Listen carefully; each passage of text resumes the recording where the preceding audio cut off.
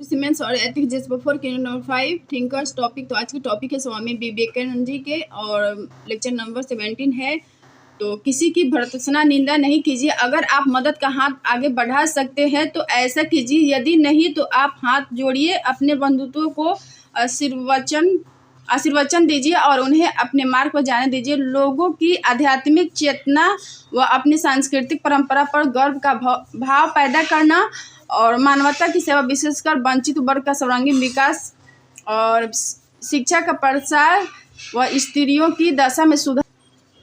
नैतिकता किसी डर, भय, अपमान आदि से नहीं बल्कि अंतरात्मा से होनी चाहिए। वह यह वास्तविक प्रकृति की होनी चाहिए। पूर्व व पश्चिम के मध्य सेतु भारतीय आध्यात्मिक दर्शन जीवन शैली को पश्चिम तक पहुंचाया तथा पश्चिम के विज्ञान, प्रौद्योगिकी व तार्किक जीवन शैली को भारतीयों में ग्रहणशील बनाया।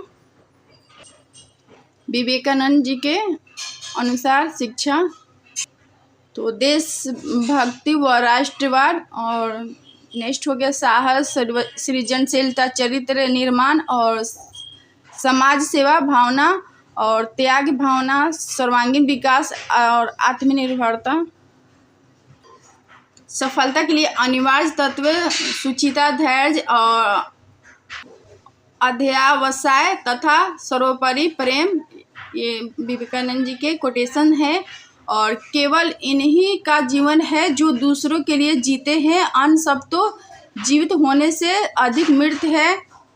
स्वामी विवेकानंद जी के बारे में कुछ टॉपिक है। तो स्वामी विवेकानंद 1863 से 1902 आधुनिक भारत के दार्शनिक, विचारक एवं प्रचारक थे। उन्होंने राष्ट्रीय स्वतंत्रता एवं राष्ट्रीय गौरव के प्रति चेतना जागृत की और एक दार्शनिक के रूप में स्वामी विवेकानंद का मुख्य सरोकार परम ब्रह्म सत्य से था। उन्होंने ईश्वर को शाश्वत, निर्विकार, चेतना और आनंदमय बताया। स्वामी विवेकानंद ने तर्क दिया कि पृथ्वी पर मानव समुदाय की ही ईश्वर के अस्तित्व का प्रतिनिधित्व करता है। उसी के द्वारा ईश्वर का साक्षात्कार संभव व सार्थक है। अतः यदि ईश्वर की सेवा करना चाहते हो तो मनुष्य की सेवा करो।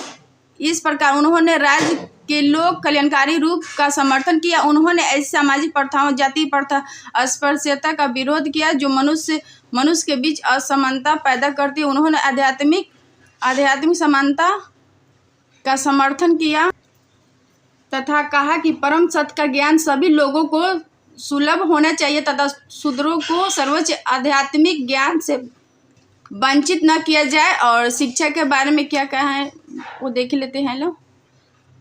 शिक्षा का समर्थन करते हुए उन्होंने कहा कि यदि निर्धन शिक्षा तक नहीं पहुंच पाते तो स्वयं शिक्षा को खेत, कारखानों या कहीं भी काम करने वाले लोगों के पास पहुंच जाना चाहिए। स्वामी विवेकानंद के अनुसार आदर्श राज्य वह होगा जिसमें ब्राह्मण युग के ज्ञान, क्षत्रिय व पराक्रम, वैश्य युग की समृद्धि और शूद्र युग की समानता में संतुलन स्थापित किया जाए। स्वामी विवेकानंद ने आध्यात्मिक स्वतंत्रता का समर्थन किया, लेकिन उन्होंने कहा कि पराधीन देश की चिंता छोड़कर आध्यात्मिक स्वतंत्रता की तलाश करना व्यर्थ होगा। अपनी बेड़ियां तोड़ डालो। जिन जंजीरों से तुम जकड़े हो वे चाहे चमचमाते स्वर्ण की हो या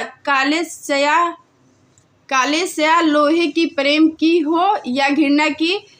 स्वामी विवेकानंद का मानना था कि जब तक लोगों की गरीबी और दुख दर्द को दूर नहीं किया जाता उन्हें धर्म का उपदेश देना व्यर्थ।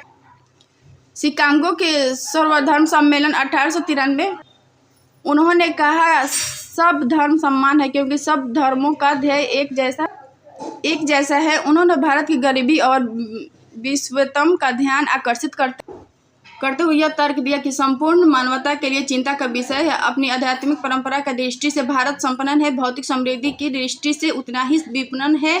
स्वामी विवेकानंद ने समाजवाद में आस्था व्यक्त करते हुए इसकी संकल्पना को अपने ढंग से विकसित किया। भारत की गरीबी के प्रति उनकी जो चिंता थी उसने उन्हें समाजवाद की ओर आकर्षित किया। मैं समझवादी हूँ, इसलिए नहीं कि मेरी दृष्टि में कोई सर्वगुण संपन्न प्रणाली है, बल्कि इसीलिए कि भूखे रहने से तो आधी रोटी लेना अच्छा है। स्वामी विवेकानंद के अनुसार समाजवाद का ध्येय आर्थिक समानता तक सीमित नहीं है, यह सामाजिक, राजनीतिक और आध्यात्मिक क्षेत्रों में समानता स्थापित करने की मांग करता है। Thank you.